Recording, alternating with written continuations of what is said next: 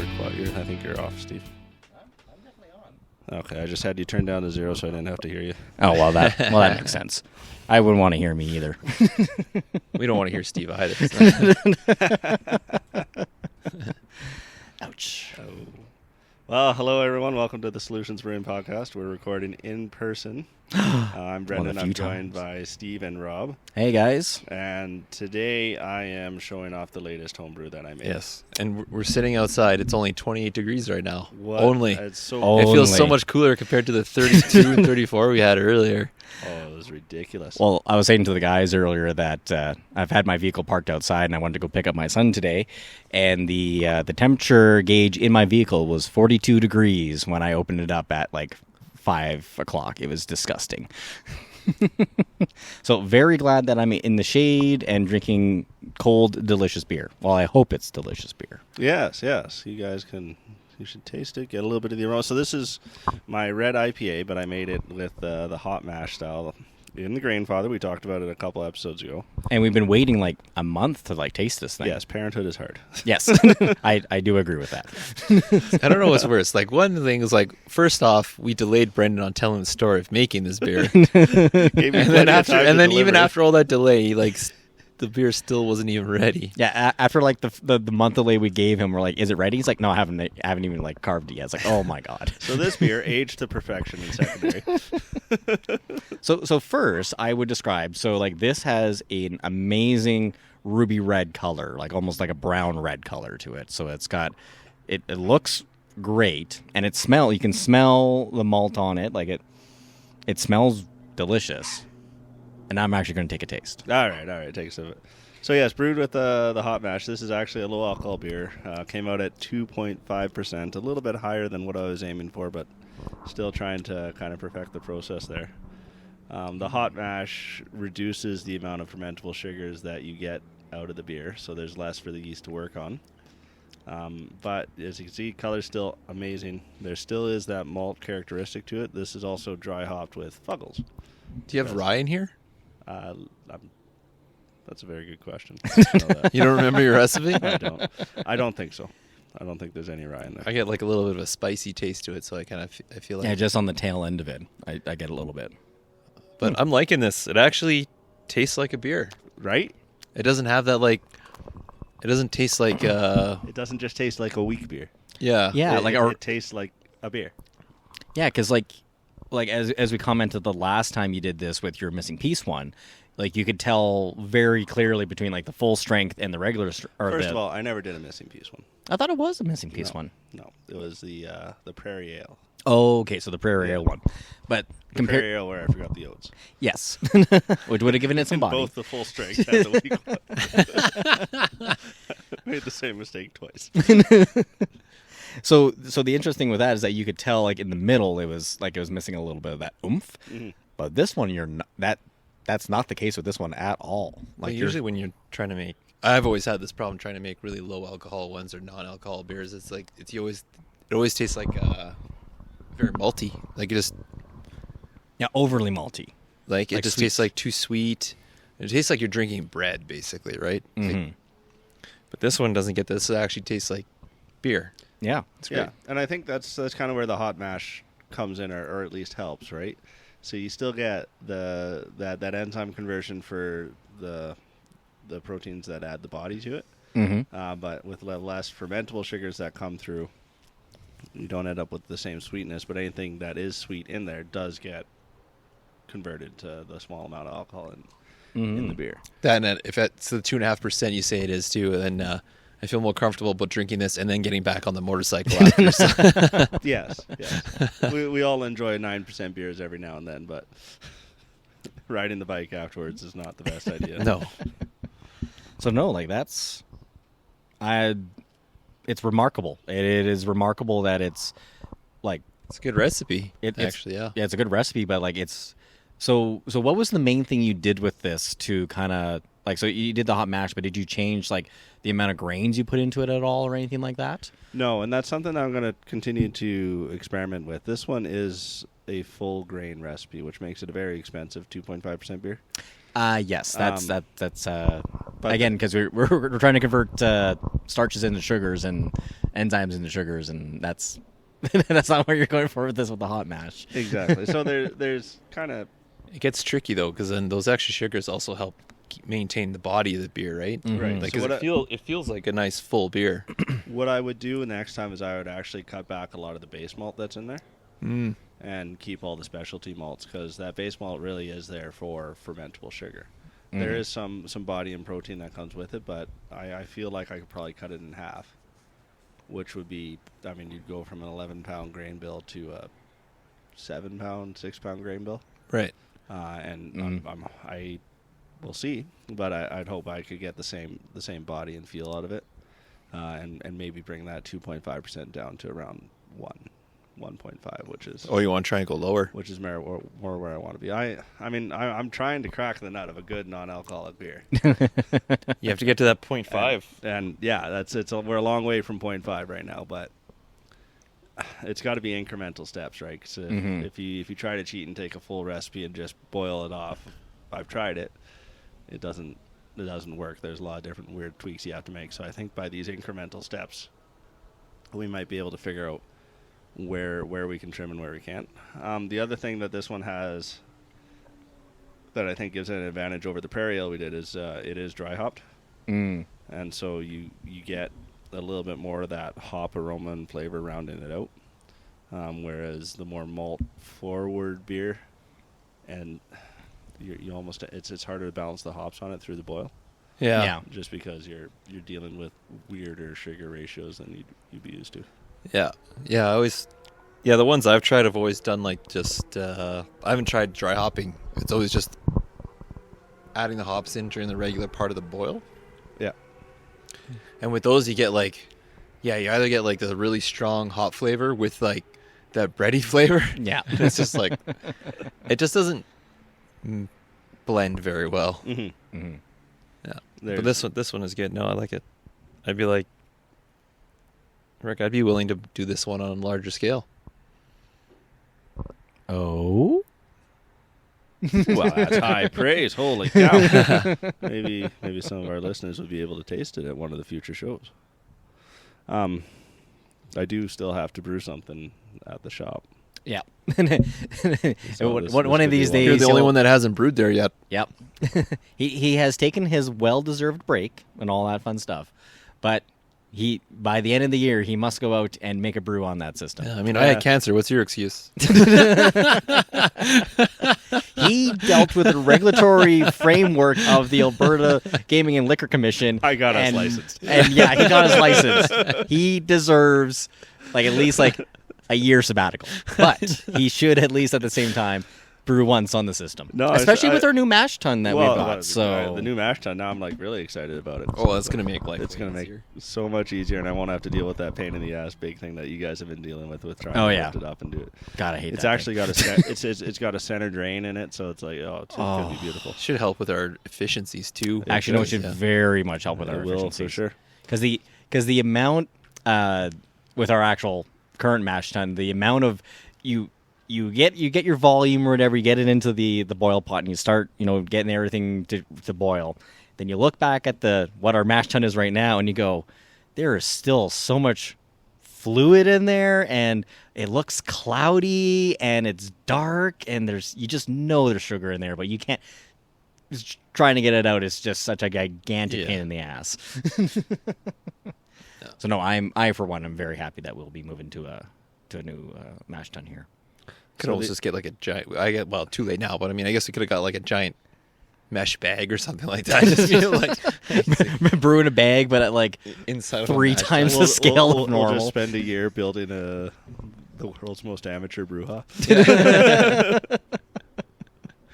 We would have to go to those kitchen supply shops or whatever, for professional kitchens and all that, and just get the biggest coriander we can, and just be like, yeah, this will fit into the pot. Yeah, that works. That'll be great. Yeah. Now that you say that, though, we should get one of those. They have those giant mesh witch's hat colanders that they use for potatoes and stuff. Yep. We could just use that for hop spider. Well, that's literally what the hop spider is. Yeah, but I feel like it'd be cheaper if it's not attached to a brewery shop. I don't know, because we spent $20 at ours, or maybe $30 because it's huge. It's massive, but I don't know. We already have one, so Yeah, I guess too little, too late. Yeah, this was a good idea to have like 3 months ago. We should have been looking at restaurants closing down. They would have had them for dirt cheap. Mm-hmm. Damn it. Oh well. Now we're out $20. The other, like I was thinking about another beer to brew, and we're coming up on pumpkin spice season here, And we do it's have that August now, right? Yeah. we do have that show in October. and there's an October show, so there might be some hashtag PSA getting made here. As Oh well. my goodness. Yeah. The beer. Solutions Brewing goes millennial. Yeah, well, I still remember when you made that a couple of years ago, and I remember tasting them like, yep, tastes like a pumpkin spice latte. I simultaneously love it and hate it. I told you the name, and you just full on hated it. Yeah, hashtag PSA. I hate you, Brendan. Because, yeah, I'm pretty sure you hadn't marked it on your fridge yet. It was just like, oh, I've got this new ale. Like, it's on the thing. Go have it. And it's like, this is a pumpkin spice ale. Hashtag PSA. Fuck you, Brendan. I can't even compare it to lattes because I don't drink coffees, but I remember it having a little too much nutmeg for my tastes. But Oh, maybe. Yeah. But that's the thing. You need all the nutmeg to drive away, I don't know. no, that's just my personal taste. I'm just not a big fan of nutmeg. It's the season. You need to make sure you take that nutmeg and you shave it in. And same with the cinnamon and all the rest of the You stuff. just put it in the gingerbread. Oh, yeah. Put a You can little do bit that, of too. gingerbread, yeah. Anyway. But, yeah, no, this beer turned out quite well. All right, then. Yeah. Is there anything else going on in the world that we are Yeah, well, this is, if you're listening to this right away on Thursday when we release it, August 19th is, we'll be up at Stony Plain for Oktoberfest. Yeah. That's right. Heading back up to Edmonton. And we're going to have a new beer there as well. We will. We will have Rob's ginger beer. That's right. I can't remember what we named it. What do we call it? Oh, snake oil. Snake That's oil, right, yeah. I call it snake oil. The solution for everything. Yeah. Just Cures what ails you. Yeah. But yeah, we'll have Loaded with lots of ginger, so it'll fix your tummy. yeah. Yeah. Like, you know when you go to the sushi shop and you just shovel down all the ginger. Oh, I love that pickled ginger, man. It's so exactly. good. That's basically what this beer is going to taste like. It's going to taste awesome. But yeah, we'll be actually all three of us will be up there. We'll all be making the pilgrimage, and it's actually for a good cause. It's for a local animal shelter. Yep. Yeah. So definitely come up and see us there. It'll be super fun. Beers for a cause. Yep. Beers for a cause. Instead of just beers for beers. Exactly. And it's likely to be, well, no, it's going to be a little bit of a rainy day, so come inside the tent and get a beer. Don't stay out in the rain. Yeah. Or is it a tent or a building? I can't remember. Come inside and get a beer. Come inside and get a beer. And then in 2 weeks, we'll be at Canmore Highland Games. Taste of Yep. the Highlands again. Come see me in my amazing kilt, and one of the we don't know who it is yet. Brendan or Rob will be in my backup kilt, so we'll see how that goes. Backup kilt. But yeah, we'll have hopefully our goza will be ready for then. We'll have our regular beers and hopefully our stout as well will be good for that show. Should be a stout. Yep. And that was great because I'm just going to be barefoot the whole time because it's actually a tent. It's on in the grass. And Oh. it's probably, again, going to be a hot day, so I don't know. It's just... Like this whole week is supposed to be like plus 30 until Friday. Like it is well, disgusting. this week, but even in 2 weeks. September long will be It's warm. it's going to be so warm. So yeah, I'm praying that the tent doesn't overheat and that basically I become like a druid or something like that and become one with the earth and just like Well, what is it? Like standing barefoot on the earth. It's grounding or something. It's supposed to be really good for you. it's good for your. Well, Good for your depending chi. on your background, it's good for your chi and stuff. It's good for your chakras and your flows and all that. So, yeah. What, Rob? You never heard of that? Heard of, but do not believe. Whatever. It feels great. It does feel great. Bare feet in the grass. And that's that one. And then about a month and a half after that is Rocky Mountain Wine and Food Festival. Yeah. So there's a bunch of opportunities to come see us and taste the beer in the next couple months. Yeah, and we will have a show each month now, right? So we got yeah, this one here in August, one in September, and one in October. And one in November, too, right? We're in Corcoran in November. Oh, yeah. Oh, yeah, that's right. Yeah, it's a new one. Yeah. Yeah, so Rotary Club. Correct. we're back into festival season. That's exciting. Woo! It's actually funny because it's like an early, it's like 2 festival seasons. You got one from like basically February until May, and then you got a second one after the summer from October until November. Yeah, so. I think people are busy in the summer, man. People don't want to go to stuff in the summer. People are going away. They're going elsewhere. Well, they're going to farmers markets. So that's something we should try to get into next year. Yes. We are eligible to do those. Yep. We just need to put on their sales hats. They And look find a lot free like our weekend to normal actually hats, go but to they're a cleaner. Yeah. a sale. Farmers Excellent. I've heard so. Yeah. Well, I think that wraps it up for the episode, boys. Rob, if someone wanted to talk to us about the dearth of good non-alcoholic beers and solutions should be bringing theirs to market, how would they tell us? So you're going to let me screw this up again, eh? Yeah. Every time until you get it right. Well, you can go to our website, solutionsbrewing.com. There's a contact us page there, Yeah, he's got it. which sends us an email at noproblems@solutionsbrewing.com. Ooh, he's 2 for so far. And you also have the option of sending us a message on social media with Instagram or Facebook at Solutions Brewing Co. He did it, ladies and Yeah, gentlemen. third time's a charm. Yeah, I Third screwed time's up a twice in charm. a row. So. He did it all. Excellent. And I mean, to follow up on a previous episode, the update on the Elon Musk and Mark Zuckerberg cage fight is that Zuckerberg thinks Musk is basically backing out.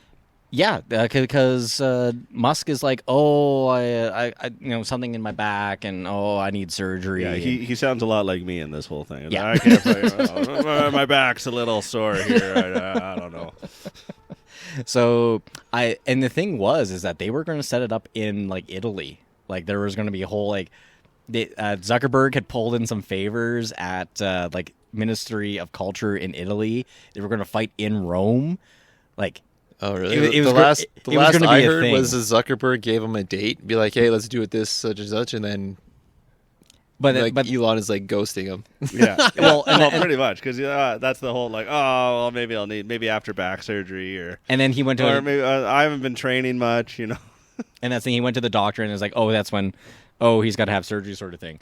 But yeah, Zuckerberg had like reached out, like pulled in his favors because he is a very, very powerful man, and had basically set up between. I'm trying to remember who I can't remember if it was UFC, if it was like Dana White or something like that. Dana White, yeah. But they'd basically set up for a exhibition match in Rome, and they were trying to get the Coliseum. Like to have him like actually fight in the Coliseum, and that was still they were working on that one, but I don't think it's going to happen, which is a damn shame because I would, for charity, I would pay to see 2 billionaires beat the snot out of each other. Well, they want to beat the snot out of each other. Let's be honest here. Zuckerberg would just Yes, beat the snot Zuckerberg out of would beat the Musk. snot He's out of 20 Musk. years younger than him and actually trained. Yeah.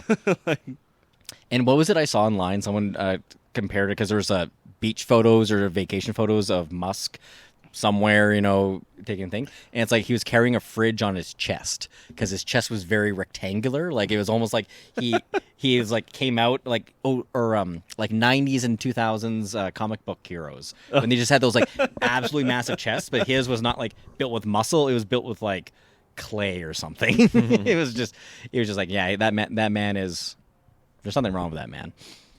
But unfortunately it looks like it's not going to happen, which is a damn shame. So once again, for all your updates on the Elon Musk Zuckerberg fight, tune in to the Solutions Brewing podcast. We'll talk about it every few weeks. Our mostly weekly show that we keep the pulse on billionaire fights. And drink good, low alcohol. Well, this is like a super session beer. It's a good table beer. Yeah, I would say this is a super session. Yeah. All right. Talk to you all next time. Yeah, take care. Yeah, everybody. take care. Bye.